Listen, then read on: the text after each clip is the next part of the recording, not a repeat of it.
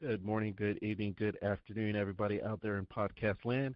You are in tune to another episode of Intrinsic Motivation from a homie's perspective. And this is Hamza. Dave is out today, so we all wish him well. And he's going to be a little jealous because of our guest today. I know he wanted to make it. And our guest has this feeling that people that may feel that their life is a mess, they don't know what's going on. They've tried to do everything under the sun, and it's still not clicking for him. Or our guest believes that if your life is a mess, you can blame your name. He's the author of Your Name and Colors, Key to Your Beauty, Career, Personality, Romance, and Success. And I want to know more about this, so I'm excited as well. And without further ado, I'd like to welcome BP Greycastle to the podcast. Welcome, BP. Thank you. Thank you very much for having me on. Absolutely, yeah. We always say there's no accident, so we are supposed to have this podcast today, and I'd like to dive right in because, as I mentioned in the intro, it's really interesting. It seems like there's waves, and in my perception, there was a huge wave in 2006 when The Secret came out. And a lot of people were trying it, and years later, does it work, does it not work? Then you had a lot of splinter modalities that had come out as a result of that, and, a lot of people are bouncing around. And you're saying that, or I don't want to put words in your mouth, but I believe your name kind of sets you up for the direction that you're ultimately going to go. Is that correct? That's absolutely correct. And for those that might be a little bit skeptical about that, my book is based a lot on facts and figures, where I show and prove that like 95% of your most famous people in over 40 different career fields are because of their color-coded names. And a lot of people don't quite get the connection between colors and names. And in the book, I show where and state that scientists have proven that all sounds give off a color wavelength vibration. And also scientists have proven now we have crystals in our inner ear. So in the book, I show that, whenever we're sending vibrational color wavelength vibrations, by calling a person's name, we also have the ability to receive it through our inner ear cochlea gland that then gets sent to our thalamus gland in our brain, which I call the grand central station gland of the brain, and then it's sorted into the other 7 endocrine glands that I talk about in the book.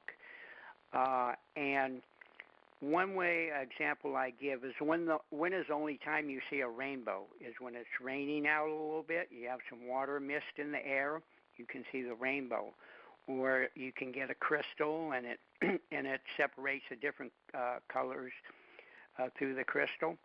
So we have all the water and crystals involved in the ability to send and receive these color wavelength vibrations. So that's basically how it's happening. And you're called your name maybe 100,000 times in your life. So you're getting these same subliminal color wavelength vibrations that go into your brain, into these 7 centers I talk about, over and over and over. So it's really laying the foundation of your personality, your character traits, and your talents of the 7 centers. Now, the 7 centers are, the Eastern philosophies call them the 7 chakra centers. Crown chakra, broad chakra, throat chakra, heart chakra, so on and so forth. Now, I've discovered they're right where your 7 major endocrine glands are: pineal, pituitary, thyroid, thymus, adrenals, pancreas, and ovaries for women, testes for the men. And I personally call these 7 centers your spiritual, mental, vocal, physical, control, emotional, and sexual. And in the book, I show where these 7 centers have 3 or 4 major functions. But the other thing I try and get across is, what have human beings evolved to up to now? Or if some people want to say it in a religious way, what has God made us? What are we? We are human beings with these 7 endocrine gland centers. We have emotional feelings. We have sexual impulses. We have the ability to be creative and inventful and spiritual and moral. We have the ability to harmonize and be physical. So we have these 7 centers, and we have these 7 endocrine glands that release hormones. And in the book, I say that different people cultivate and operate off these different centers.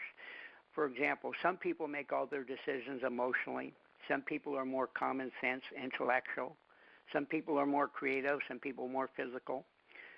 So my philosophy is whatever center you tend to operate off on a regular basis, I believe you're releasing hormones from that center, and you're becoming addicted to your own hormones.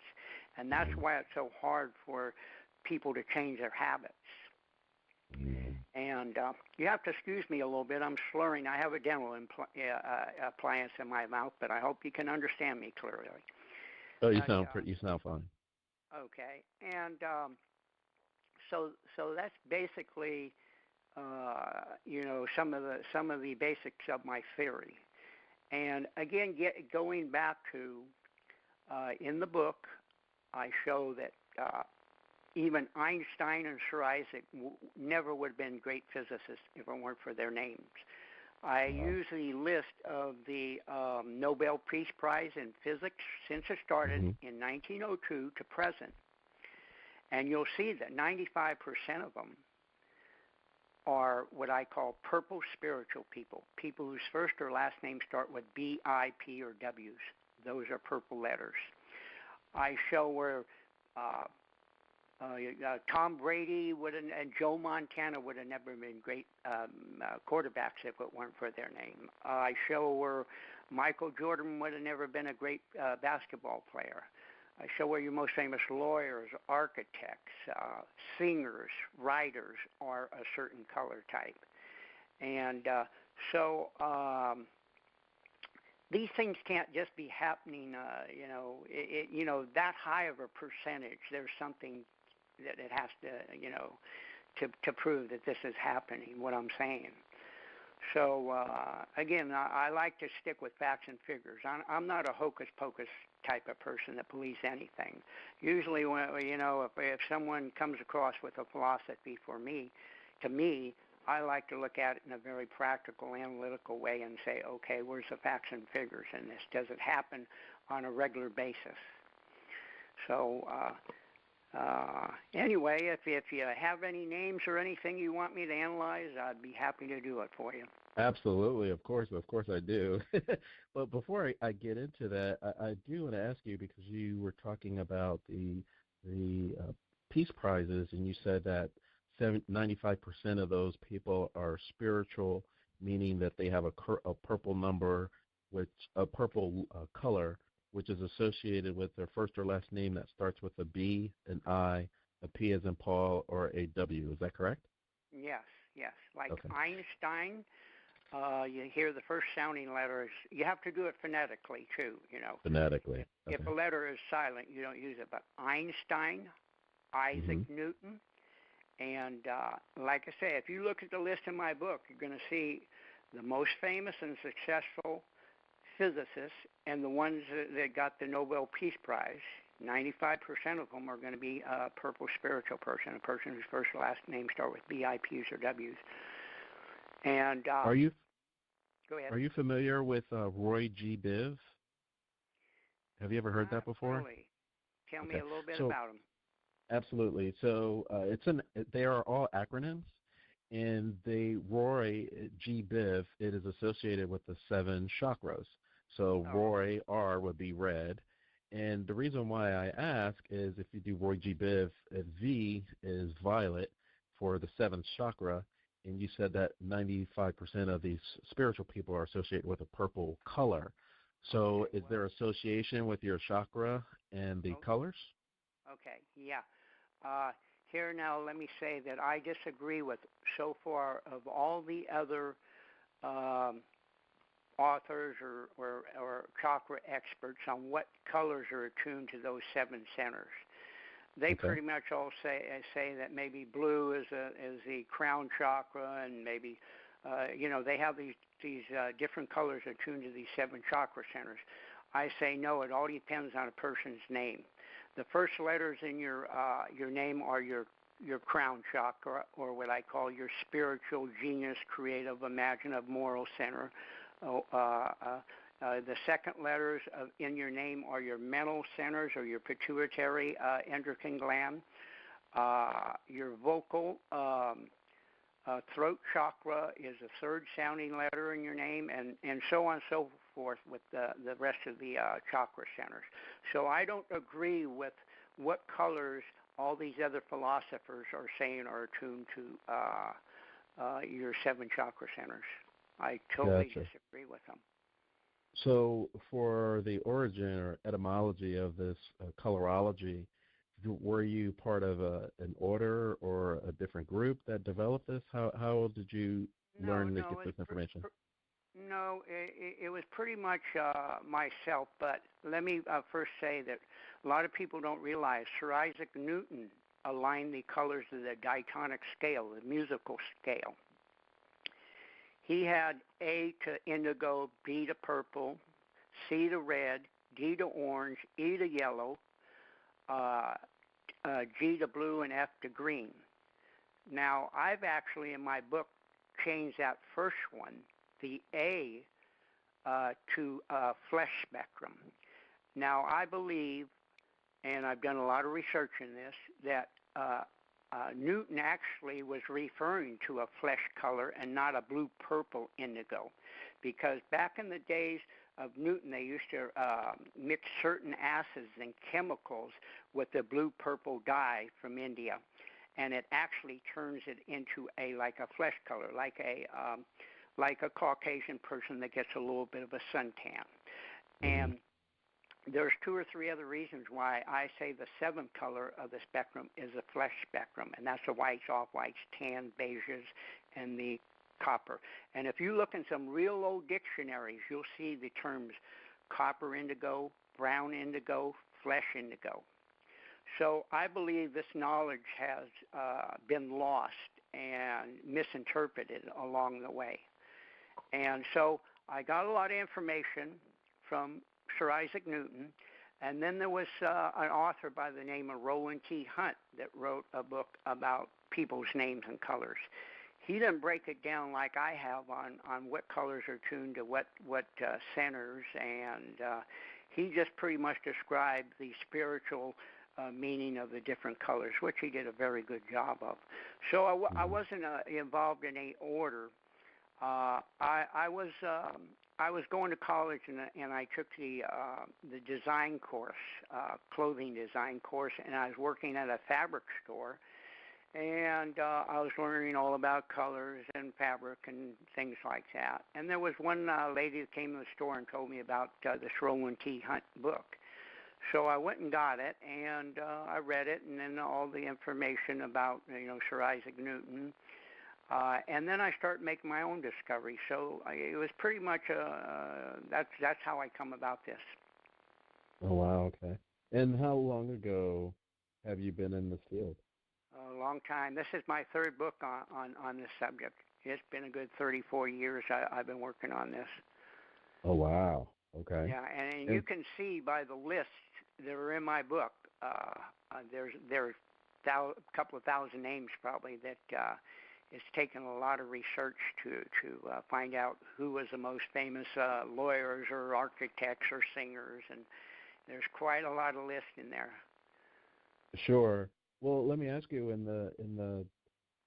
I'm thinking of Ellis Island, and when immigrants first started coming to the United States, they had their mother tongue, so their names weren't John Smith when they got here, but when they started to immerse themselves in the American culture, they changed their names.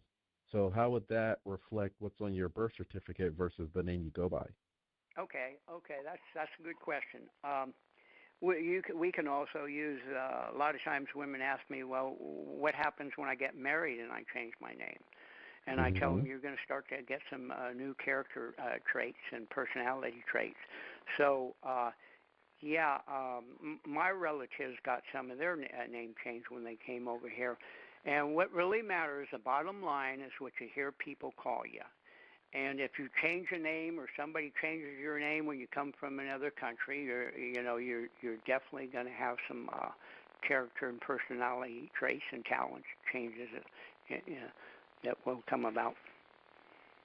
And it'll be kind of gradual. And the more you hear the new name, the more the new character traits will start to blend into your personality.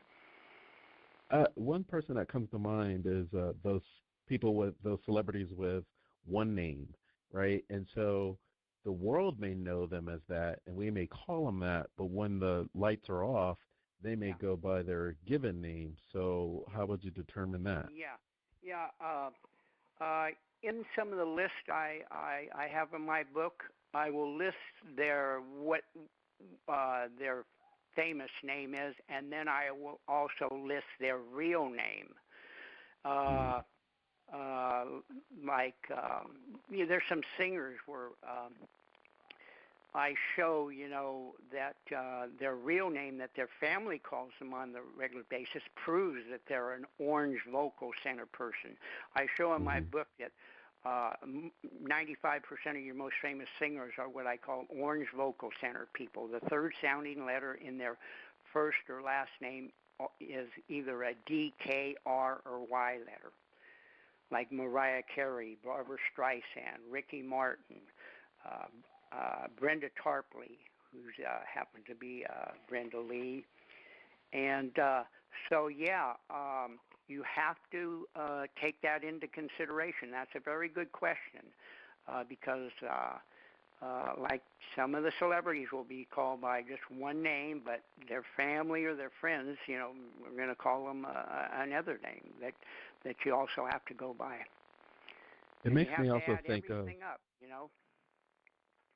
another thing is let's say parents when you have kids, you might have some lady that's called Kelly Smith, but the kids call her mother, mom, mommy every day several times. So you have to take into consideration that mommy or mother or mom. Same thing with dad. So whenever I analyze a person's name, I ask them, I start off specifically and say, do you have any nicknames that people call you on a regular basis? Or are you called by your official name or a nickname? Or do you have children that call you mom, mother, dad, daddy? So I do a thorough examination of what they're really hearing, and that's what counts, is what they're really, the vibrations they're receiving.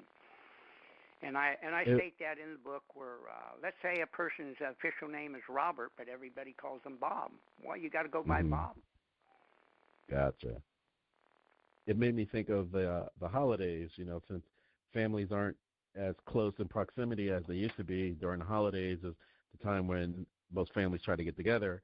And when they do, in some respects, you go back to the dynamics when you were all under one roof. And so when you're in your professional life or what have you, you may have this personality, but when you're home, you may have another.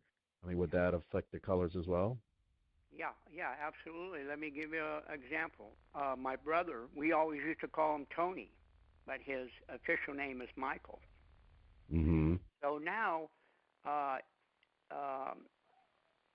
he goes by Michael with his wife and where he works and things like that. But whenever me and my sister or other brother call him, we always naturally refer to him as Tony.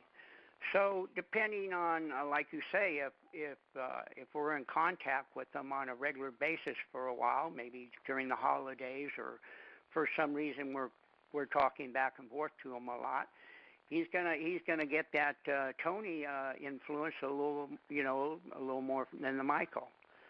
So gotcha. It'll help somewhat. But I usually ask people, what are you called 80-90% of the time, and that's the one that makes the most difference. Gotcha. Another example is let's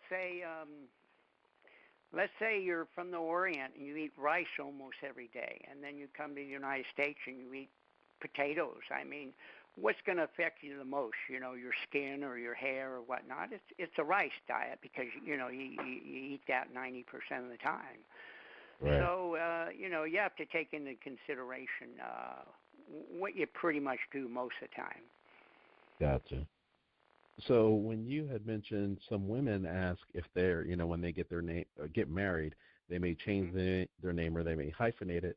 I like to go a little bit before that because, and I'm telling a little bit about myself or my old self.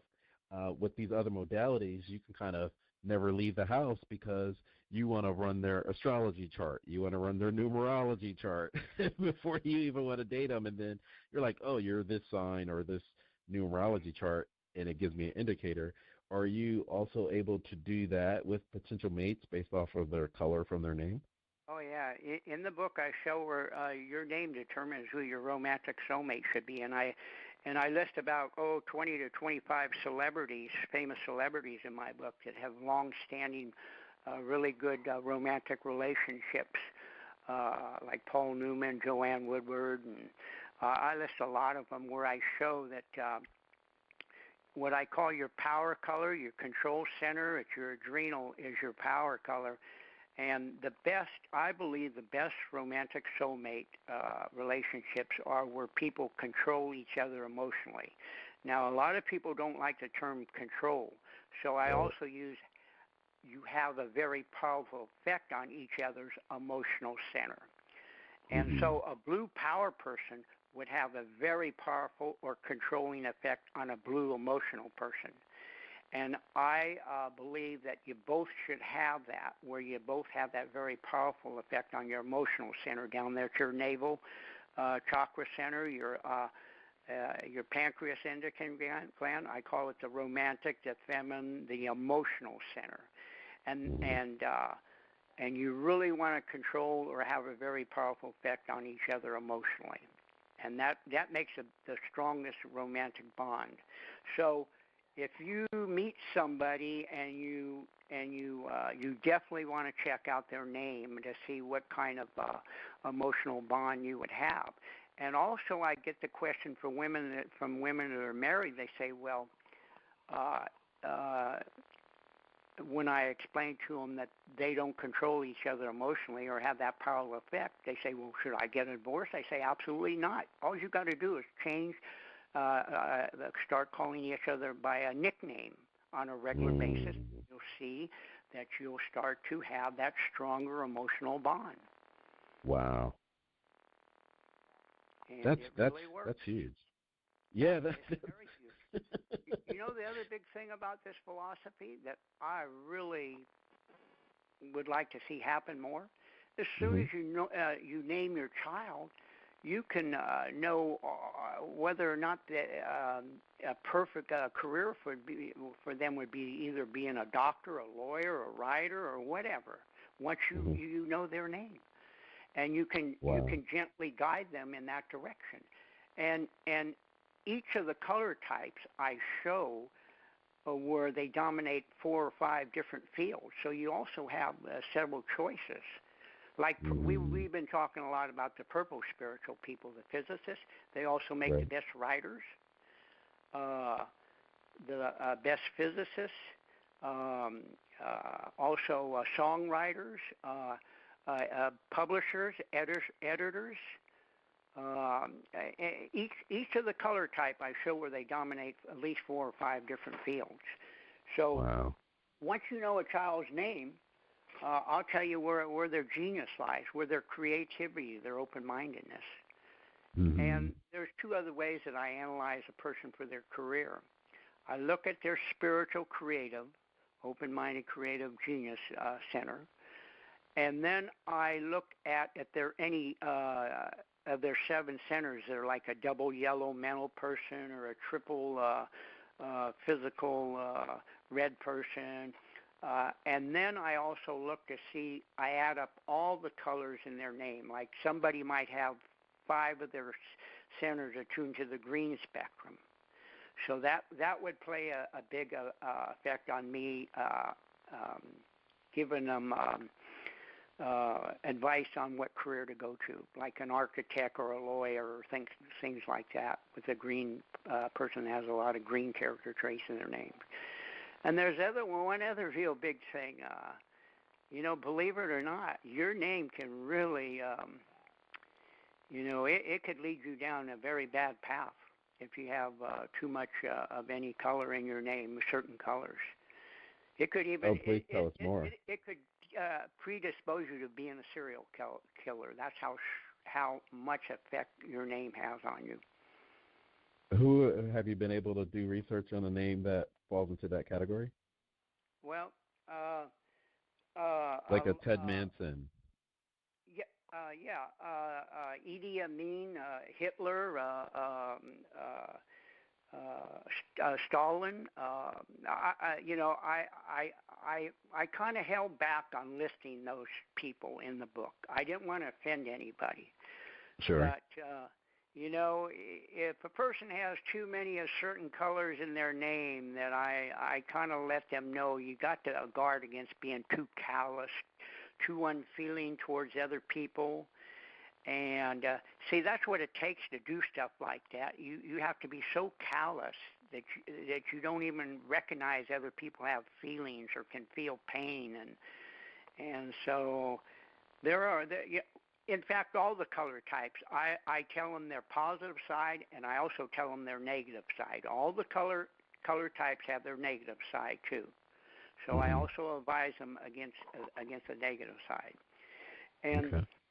And a lot of that happens to, the other big thing about my book is I talk about there are other what I call environmental influences that affect us. Mm-hmm. You might have one Carol Davis that is born into a good family that treats them well, and this one Carol Davis may be gorgeous and very attractive, nice looking. And then you might have a Carol Davis where her parents were maybe alcoholics or abused her, and maybe she's not attractive, she's unattractive, and she goes to school and all the boys tease her.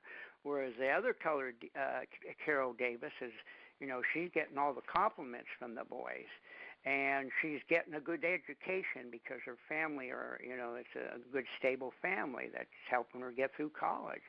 So there's a lot of environmental effects in our life. What people we meet, what books we read, whether we were rich or poor, or whether we were born with polio or healthy body. There's all kinds of environmental things that affect us too that you have to take into consideration. I would think about the in the news, to be topical. We had the breakup, or, it was exposed about parents paying for their children of means to get into these private schools that they may or may not have the aptitude to get in on their own merit, right? And so if the parent is doing that, aren't they kind of not even considering their children's color? Obviously, I don't think they're considering their children's color, but right? I mean, you're saying to be successful, you need to be a lawyer or a doctor, and I'm going to usher you into this path because I know what's best for you. How many have you seen children as adults coming to you that was the life that they lived, but they longed to be like a guitar player or something on the far end of the spectrum? Yeah, here again, I say that's a little bit of an environmental influence with the parents. What I see a lot of times is parents are the father and mother are both doctors or both lawyers or both teachers or musicians, and they tend to have their children go to law school or medical school or play music with them, and sometimes it's okay, but other times maybe they would have been better off doing something else. And like I say, whenever I analyze a person, I just tell them what their name says about where their natural talents lie. So there can be both positive and negative influence from parents and other people. So since we're talking about names, I mean, names are everything. Right, as humans, we have to label things by their name. And so we're talking about our personal name. Are you able or have you looked at names of cities like Las Vegas? Is there a certain color and energy around certain cities No, around the country? I don't make that connection because you're talking about a city, not a human being that has ability to receive those color wavelength vibrations to those endocrine glands and things like that. Some people even ask me, well, what about my dog? Does it affect my dog like a human?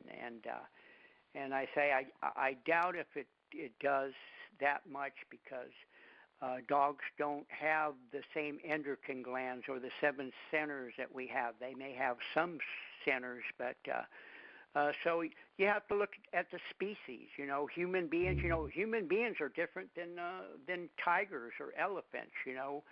And that's why I say when I first start talking today is so far human beings have evolved to where we have these 7 endocrine gland centers, these 7 spiritual centers or energy centers, and that's the best way to analyze a person, because that's what we are. So as far as a city goes, it might have an effect on somebody unconsciously. Thinking a certain city's name may, influence their outlook on what kind of city it is. But no, I really don't analyze cities or anything like that. Just human beings. Sure. I know you can go down a rabbit hole with some of these things. So I didn't know how far it went. Yeah. No. I'm like I say, I'm a pretty practical guy, so I don't fly off in crazy directions too much. Are you familiar with the book The Outliers? No. Okay. So this book is by Malcolm Gladwell. And in the book, he talks about Bill Gates. He talks about a lot of different people in different walks of life. And the premise is 10,000 hours as a minimum to kind of hone your craft and become who you're meant to be. And so I like to ask you from a Bill Gates standpoint, if you have a good color to be a good businessman, but you may be in like year 6 or 7 of doing what you thought you were supposed to do and it's not working, and you're like, well, this color stuff doesn't work. So what would happen if I came to you as Bill Gates and you had given a reading? Okay, well, I list Bill Gates in my book. Remember I told you about the purple spiritual people dominating 4 or 5 fields? I show where purple spiritual people are the richest in the world. Bill Gates, Paul Allen, I list a ton of them in there. And I show, again, that probably right now 90% of your most richest people are purple spiritual people, people whose first or last name start with BIPs or Ws. Now, as far as the how many thousands of hours was it you said? That this 10,000. Okay, well, here's what I say in my book. Okay. One of the keys to success is repetition. Yes. And also, I'm sure a lot of people out there hear about focusing. And I attribute focusing to your mental analytical broad chakra or pituitary endocrine gland, right in between your eyebrows there at your forehead. And I believe in order to succeed at anything is you have to stay focused on that on pretty much a daily basis. You take a day or 2 off once in a while. But these people like Bill Gates or anybody that succeeds, they do it repetitiously over and over and over. That makes them a master.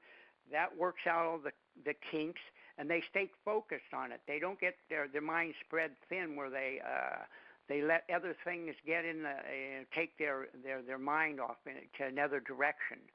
So whatever you decide you want to do or whatever, like if I were to tell you I think you should do, you need to stay focused on that. And don't let other people, like you got to go out and have fun with your friends, or you got to take a trip to Yosemite, or you got to do this, You can do those things, but pretty much you got to stay focused on what that is you're trying to succeed at. And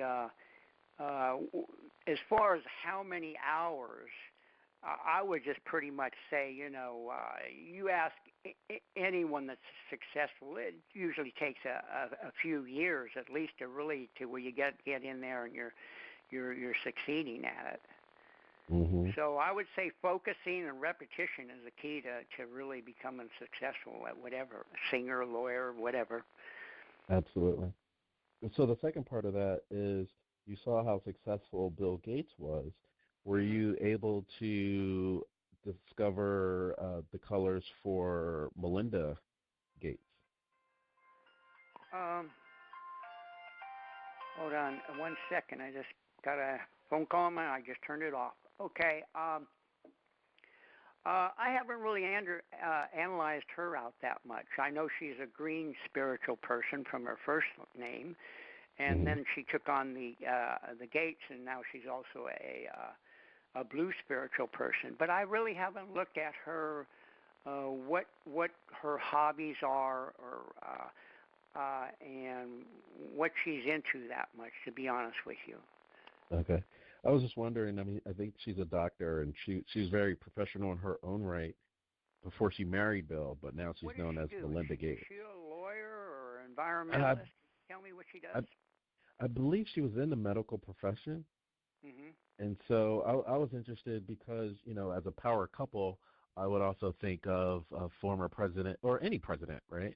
And they're the president of the United States, and their wife. What if their wife, they're pretty professional in their own right, and they kind of put their careers on hold to follow their husband, which is I guess more traditional, but it's not as common today. So it was like, well, what are their colors that make them maybe see that they're stronger emotionally together as a couple than doing things on their own?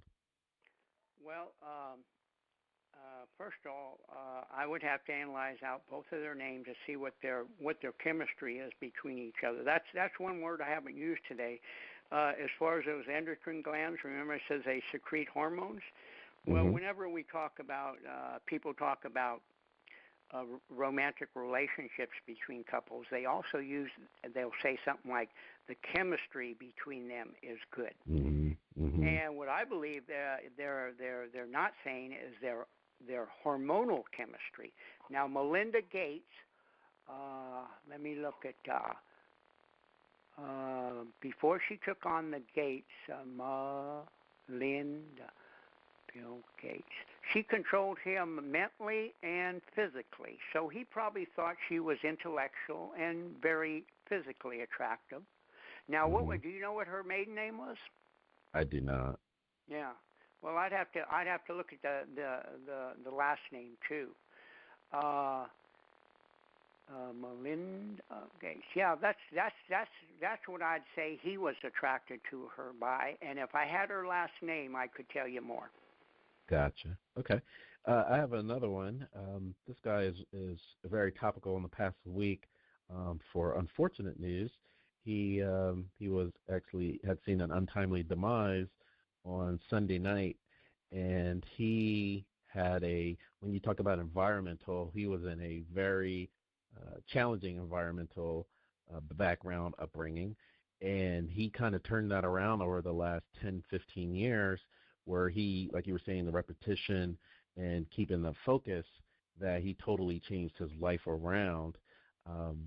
And before I give you the name, I wanted to paint the picture, because when I was talking earlier about somebody that may have a specific color, they may not be seeing that in their lives, but if they continue with their focus and repetition, they may get there.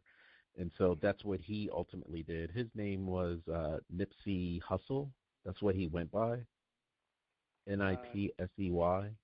Hold on. Say it again to me again. Sure. Nipsey, Nipsey. Okay.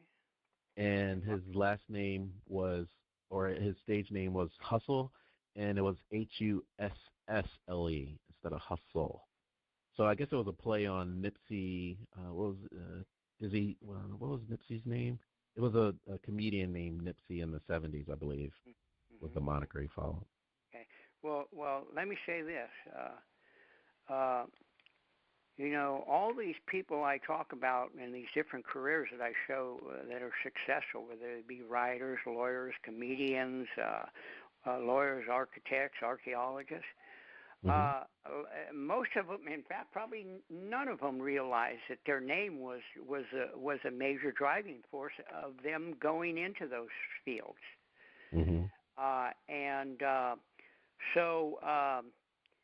Yeah, I would say this Nipsey Hussle is. I'm sure his name affected. Now I don't know what his environmental problems he had early in his life, but I can tell you if he went by Nipsey Hussle most of the time, first of all he was a blue spiritual person, and blue spiritual people can have problems with drugs and wanting to be too cool and hip, and they may drink too much or do too much drugs. They might want to get into the hip scene, and sometimes the hip scene is not really all that good for you. So I don't know his history, and but I'm absolutely Nipsey Hussle. What did he actually become? Can you tell me that? He became a musical artist. He actually, yes, okay. That's what kind of got his foot in the door, and then he started doing a lot of community business related stuff. Okay, well, you kind of hit that one right on the bullseye. Okay. I also tell people that your last name, you hear your first name more so than your last name. And so the first part of your life, your first name has a lot more influence on you. But then as you get older, you start hearing your last name a little bit more, like Mr. Davis or Mr. Hussle. So looking at his name, the first letter in his last name is that H. And if you look in my book, I show her that's a flesh spectrum spiritual person. Flesh letters are A, H, O, and V. And I show where they make the most famous musical composers. And so the H right there definitely had a major effect on him getting into the musical stuff you just talked about. Gotcha. Okay. All right. And let's do my podcast mate, David Thompson. Say that once again? Sure. Let's look at my podcast mate, David Thompson. David? Yeah. Okay, yeah. Okay. As I had, when I talked to you before, I said David has a very good name. He's an orange spiritual person. And orange spiritual people are people whose first or last name start with DKRY. They're the warmest, kindest, and most caring of all the color types. They do very well in anything creative, marketing fields, promoters, advertising. They also make very good artists and anything creative. He has a very giving heart because the syllable break falls on that V in his name, David. And that's a flesh letter, and flesh people are very giving and moral in nature. So he has a very giving and very moral heart. And the last name was say it once again. Thompson. Thompson? Yes, with a T. Okay, yeah. He has a lot of green letters in his last name. He's a green spiritual person from his last name. The first letter in his last name is a T, which is a green letter. Green letters are F, M, and T. And they make good environmentalists, lawyers, architects, peacemakers. I show in my book where most of your people that got awarded the Nobel Peace Prize in peacemakers are green spiritual people. They usually like very peaceful, quiet, beautiful green environments, like being in the mountains and the trees. And on the good side, they can be very peaceful and very fair and balanced and poised. On the negative side, they tend to have an attitude problem. Now, from what I know about David, he fits the good side. He's very, very balanced, very peaceful, very nice person, and very kind person. So, as we talked before, you had told me he's located in the Denver area now, or out in Colorado, where there's a lot of beautiful green trees and forest, and I bet you he just loves it there. Absolutely. Yeah, I'll share that. I'm sure he'll appreciate that. Yeah. And so what about Hamza Davis? Okay. You're a flesh spectrum spiritual person and an orange spiritual person. Your general spiritual nature is to be harmonious, neat, clean, organized. You want order, harmony in your life. Music uplifts your spirits a lot. You're very money conscious. You're also a flesh mental center person. Let me see this name here. Hamza Davis. Yeah, you have a lot of flesh colors in your name, which are the A, H, O, and V's. You're a double flesh mental person, so you can be very practical and common sense with money and there's a lot of emphasis on you being organized and harmonious with people and the world, and very practical in certain ways. You have a giving heart from your last name. Hamza.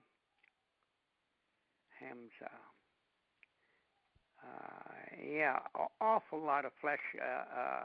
I'd say that the flesh spectrum affects your personality more than anything, and those are some of the character traits. You could have been a good archaeologist, a good musical composer, money manager. Those are some of the fields I show that the flesh spectrum, or people that have a lot of flesh letters in their name, they dominate. And now the Davis, being an orange spiritual person, they make good marketing and promotional, and you're doing a lot of marketing and promoting with your podcast.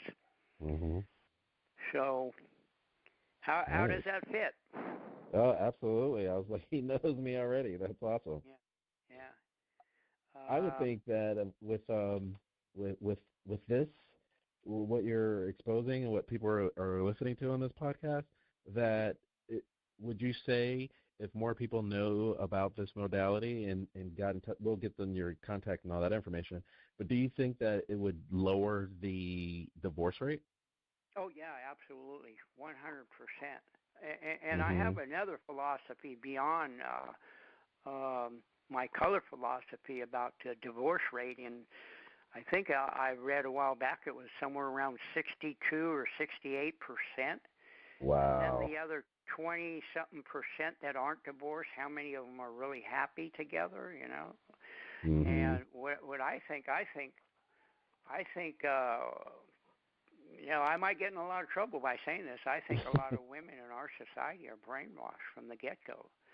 They're told that they should wait for men to come talk to them, to ask them out, and to buy them dinner, and so I think they're brainwashed into becoming introverts versus going out there with their own personality. And what does it hurt for a woman to, like, let's say you're standing in Starbucks and to start a conversation with a man, versus saying, no, I'm told that women don't do that, the man has to do that.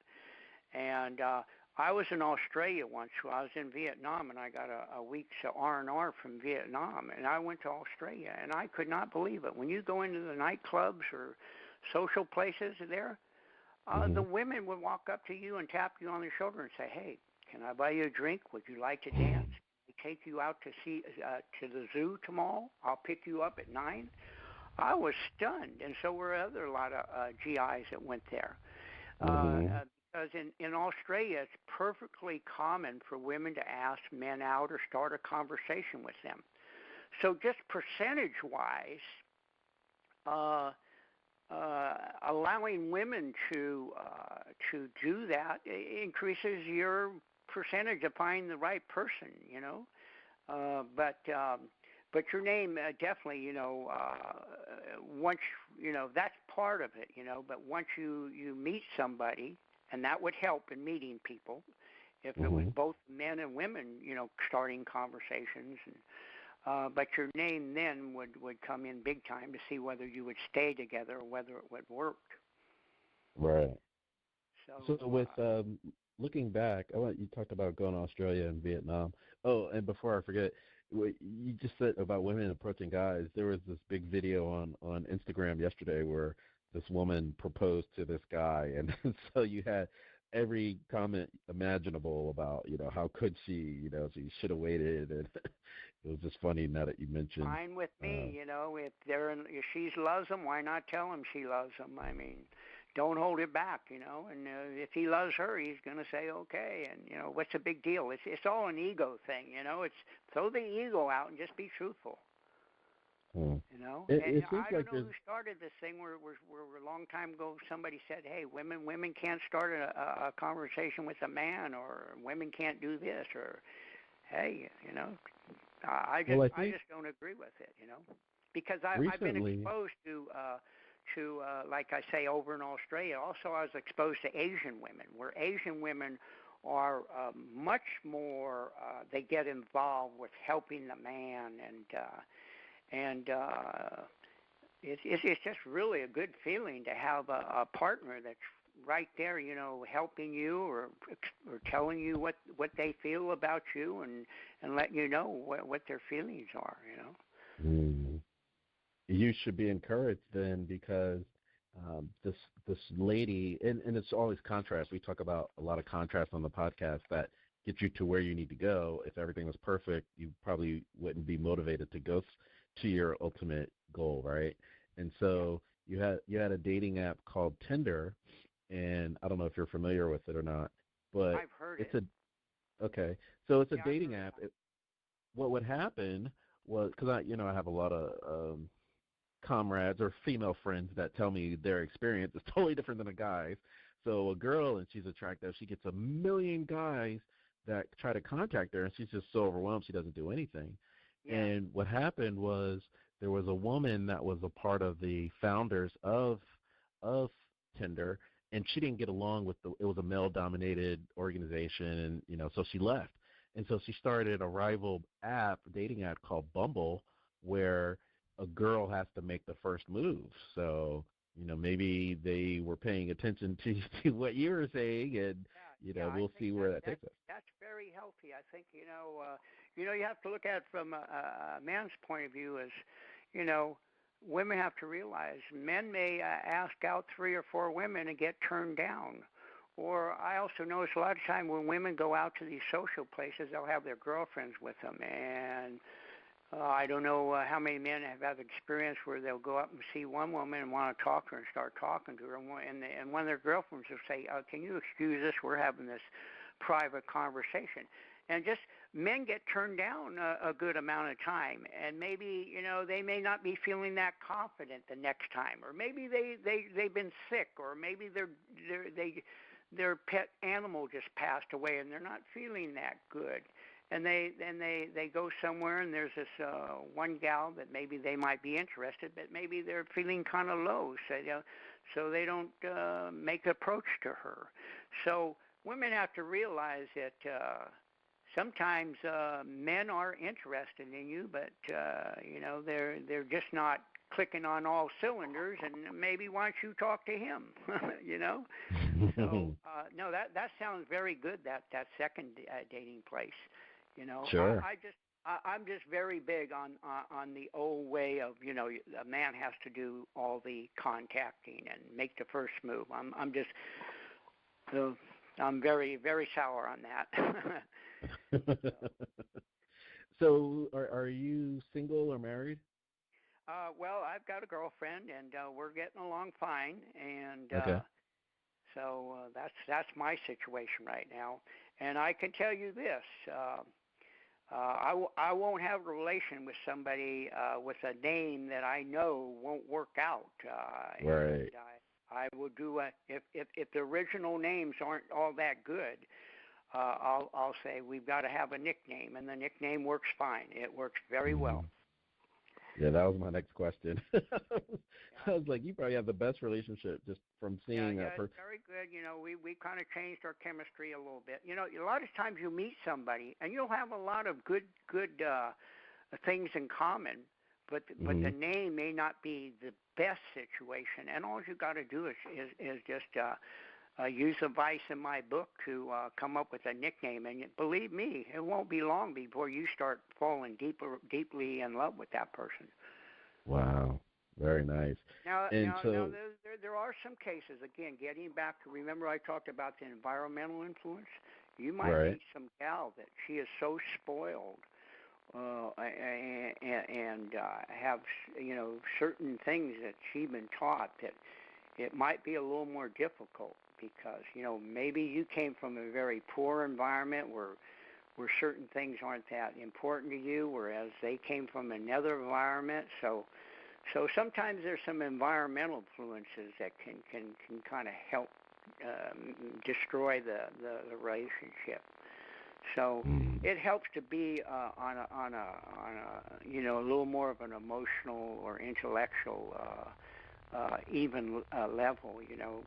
Helps a lot. Where you just have to work out all those environmental influences for a while. Absolutely. Coupled with repetition and focus to make the relationship work. Yeah. So it's important to include all of your arsenal and colorology in your quiver if you can. I didn't quite hear what you just said. I said it's important to encompass all of that and include colorology in your quiver if you can. Absolutely. You got to take into effect a lot of stuff. Relationships are, well, just look at it. Why is it so hard to find a soulmate?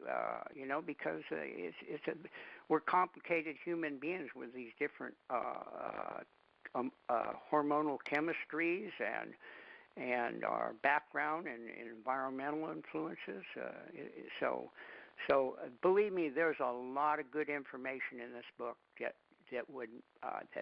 gives you so much information to make that right connection.